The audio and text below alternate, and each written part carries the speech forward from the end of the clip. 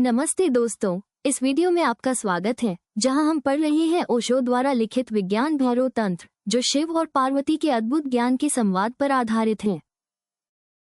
विज्ञान भैरव तंत्र के 9वें तंत्र सूत्र में ओशो ने ध्यान की एक गहन और सूक्ष्म विधि प्रस्तुत की है जो शारीरिक और मानसिक स्तर पर गहरे परिवर्तन की क्षमता रखती है। यह विधि श्वास, क्रोध और चूसने की प्रक्रिया से जुड़ी हुई है, जो साधक को आत्म साक्षात्कार की ओर मार्गदर्शित करती है। तंत्र सूत्र 9, श्वास, क्रोध और चूसने की प्रक्रिया। ओशो के अनुसार इस तंत्र सूत्र में 3 मुख्य विधियां प्रस्तुत की गई हैं।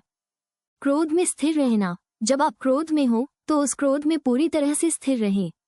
कुछ न करें, न हिले, न प्रतिक्रिया दे, बस क्रोध में स्थिर रहें। इस प्रक्रिया से आप क्रोध के पार जाकर शांति की स्थिति में पहुंच सकते हैं। चूसने की क्रिया में लीन होना। चूसने की क्रिया को पूरी तरह से अनुभव करें। चाहे वो दूध पीना हो, अंगूठा चूसना हो या कोई अन्य चूसने की क्रिया हो, उसे पूरी तरह से महसूस करें। इस क्रिया में लीन होकर आप अपने भीतर की ऊर्जा को जागृत कर सकते हैं। श्वास की प्रक्रिया में ध्यान। अपने श्वास की प्रक्रिया को बिना किसी प्रयास के देखें। श्वास को अंदर और बाहर जाते हुए महसूस करें। इस प्रक्रिया में ध्यान केंद्रित करके आप मानसिक शांति और आत्म साक्षात्कार की ओर बढ़ सकते हैं। ओशो के अनुसार ये विधियां साधक को उसकी आंतरिक स्थिति से अवगत कराती हैं और उसे आत्म साक्षात्कार की ओर मार्गदर्शित करती हैं। इन विधियों के माध्यम से साधक अपने भीतर की ऊर्जा को जागृत कर सकता है और शांति की स्थिति में पहुंच सकता है।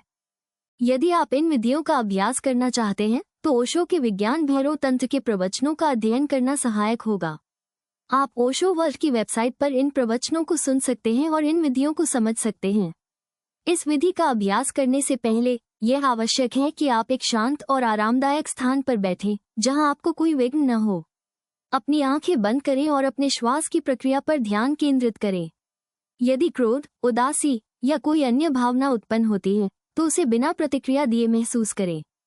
चूसने की क्रिया को पूरी तरह से अनुभव करें और उसमें लीन हो जाएं। इस प्रकार के अभ्यास से आप अपनी आंतरिक स्थिति को समझ सकते हैं और आत्म साक्षात्कार की ओर बढ़ सकते हैं। यदि आप इन विधियों को नियमित रूप से अभ्यास में लाते हैं तो आप मानसिक शांति, आत्म साक्षात्कार और आंतरिक संतुलन की स्थिति में पहुंच सकते हैं।